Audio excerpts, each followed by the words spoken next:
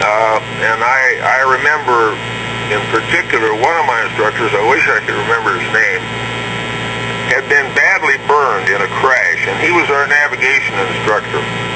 And he was the guy who would fly the Spartan and take 3 or 4 of us in a group up in the Spartan and then give us navigation problems over the rolling country of Oklahoma and Kansas and Arkansas, and I think this guy's name was Guthrie, I'm not sure. Anyway, he was very proud of me, and I remember just before I graduated, he came up to me and he said, I just want you to know that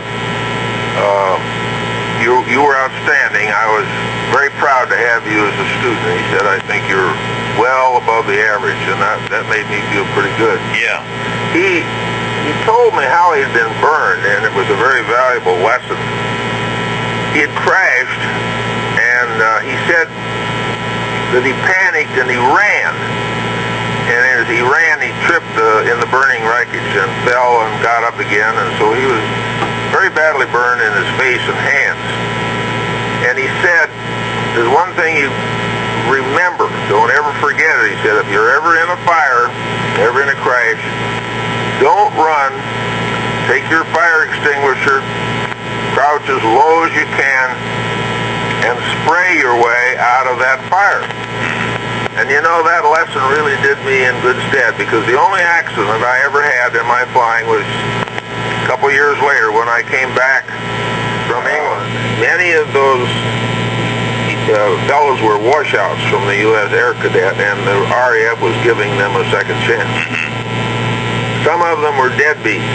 Some of them were trying to escape marital problems. You know, you really got an earful living in the barracks with those 60 or 70 guys, however many there were, because I got to know all of them, and you got to know about their lives in the most intimate details. And the one thing the RAF was not accepting in any way was anybody with a criminal background. But they would take on guys who had other problems, and I remember a hell of a lot of those guys they were trying to get away from a wife, or they were trying to get away from poor performance in the job market or whatever, all kinds of things. A lot of them had tough financial status. So it was just it was a kind of an escape pool, place where a guy could dive in and wash off his past and get away from it. But now, not all of them were that way. I remember Bob Mitterling. He was a very handsome young blonde kid, one of those rare, true, almost white blonde kids. Hell of a piano player, and he was very sociable, very companionable, and he was just a good guy. I liked him a lot. Now, Win Bogue had women problems, marital problems. That's pretty much what he was getting away from. Ostrowski, what was the deal with him? Pete, you know, Pete was a Lithuanian, and he was one of the few that wanted to go over there and get even with what he thought was a raw deal. He was,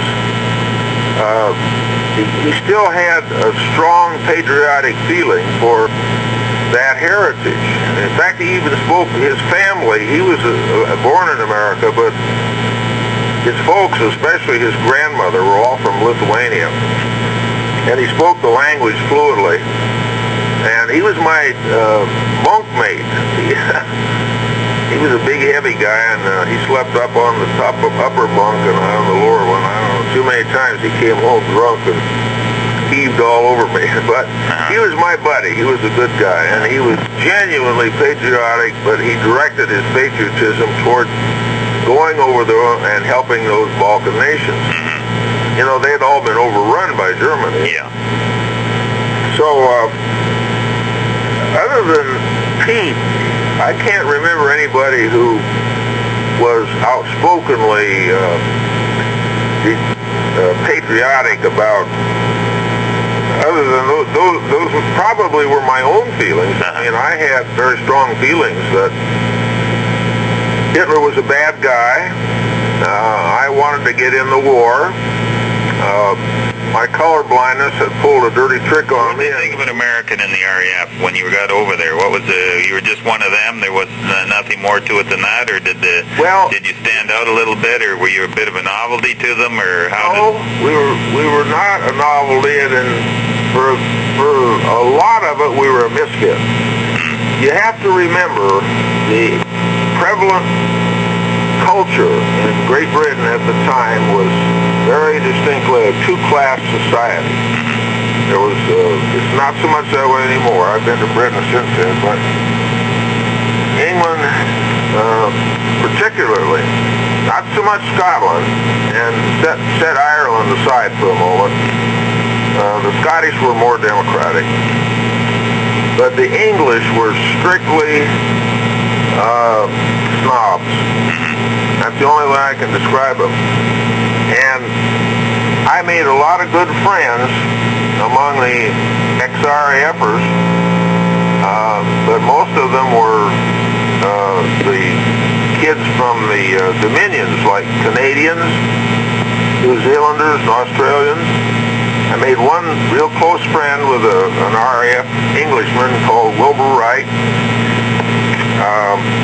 And he was English, and but he was a rare lower class English who had wangled his way into a commission because he was a damn good pilot.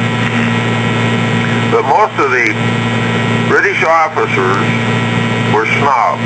So how did they view you then? Were you? Oh, they viewed me as a sort of a klutz. I spent, when I was in the RAF, I spent relatively little time in England proper. When I got there, and I was sent to London, and I was sent to the Air Ministry in the London School of Economics. And here's where I was commissioned, and I was given a uniform allowance, and I was not sworn to the Crown. I had been told I should say that I did visit the American Embassy when I got to London. I was under instructions to do that, check in with the American Embassy so they knew where I was and what I was doing.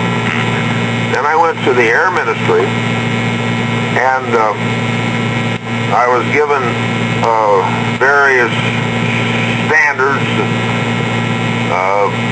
various, I guess you'd call them criteria, in which I was supposed to follow. I was given a uniform allowance, and then I was taken before an RAF field grade officer. I think he was an Air Commodore. And I was sworn in, but I was not sworn to the Crown. Now, all of the English, the Scottish, Dominion members, whoever they were, the Canadians, they all swore an oath of allegiance to the Crown. My oath was to obey, as a gentleman, I would obey the commands of my superior officers, whoever and whatever they may be, and I agreed to this.